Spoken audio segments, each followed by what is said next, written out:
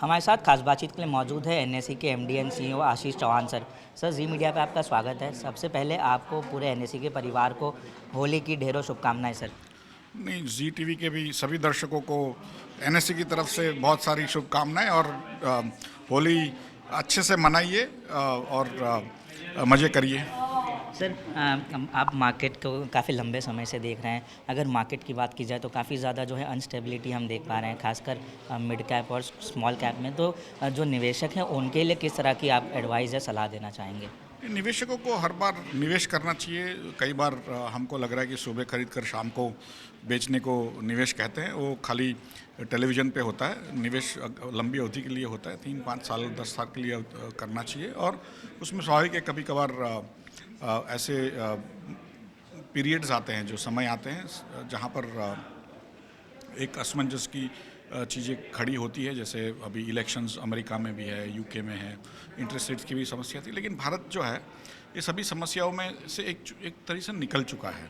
तो उसमें जो एसएमई कहो या मेन बोर्ड, दोनों में मुझे लग रहा है कि जो पिछले क्वार्टर्स में हमने जो प्रगति की है, ग्रोथ रेट रहा 8.4% का, जो किसी ने कल्पना भी नहीं की थी। तो मुझे लग रहा है कि भारत की जो एक ग्रोथ जो हो रही है और आगे जो होने जा रही है, तो मुझे लग रहा है कि वो बहुत अच्छी होगी। और जो इलेक्शन का जो एक तरह से अनसर्टनिटी होता था, मुझे लग रहा है कि वो भी लोगों को लग रहा है कि अगली सरकार भी बहुत बहुमती से आएगी और जो भी काम अब चल रहा है उसको आगे बढ़ाएगी। सर, T+0 की सेटलमेंट की तैयारी जो है वो किस तरह से हो रही है, और किन जो है ब्रोकर्स और शेयरों को लेकर जो है इस पर लागू करने की तैयारी होगी?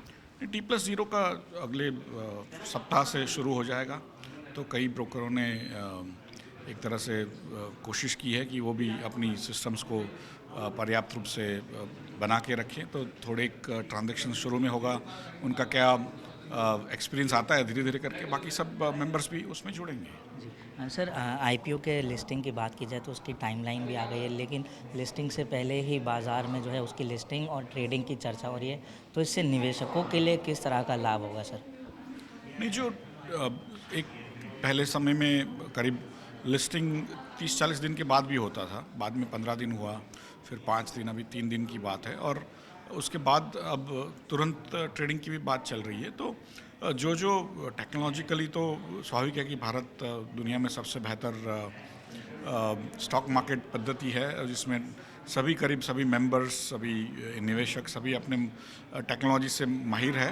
और उसी की वजह से जो भी एक तरह से प्रगति होती है, जो टाइम फ्रेम शॉर्ट करने की बात होती है, वो उत्तरोत्तर हम कर ही रहे हैं। तो जैसे जैसे सेबी को लगेगा कि भाई हमें और भी जो मार्केट आईपीओ क्लोज होता है और उसके लिस्टिंग के जो समय में आज 3 दिन की अवधि है उसको भी कम करना है, तो हम ज़रूर कोशिश करेंगे। जी। सर, जाने से पहले आखिरी सवाल, जो नए निवेशक हैं जो बाज़ार में आना चाहते हैं, उनके लिए किस तरह की आप सलाह देना चाहेंगे? क्या एडवाइस रहेगी आपकी तरफ से? निवेश करिए। निवेश का मतलब है कि लंबी अवधि के लिए होता है, 3-5 साल के लिए।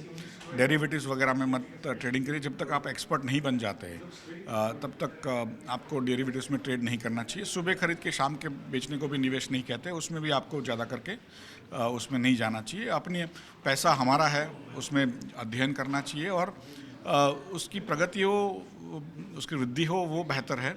नहीं कि आप सुबह शाम ट्रेड करते रहे। हमारा नॉर्मली सभी लोगों का अपना अपना एक कारोबार होता है, कोई व्यवसाय होता है, कोई नौकरी होती है। तो वहाँ पर ही ज़्यादा ध्यान देना चाहिए। यहाँ पर और हमें ज़्यादा अभ्यास नहीं कर सकते हैं या तो जानकारी नहीं है, तो म्यूचुअल फंड के द्वारा भी हम निवेश कर सकते हैं। सर, हमसे बात करने के लिए, समय देने के लिए बहुत बहुत धन्यवाद।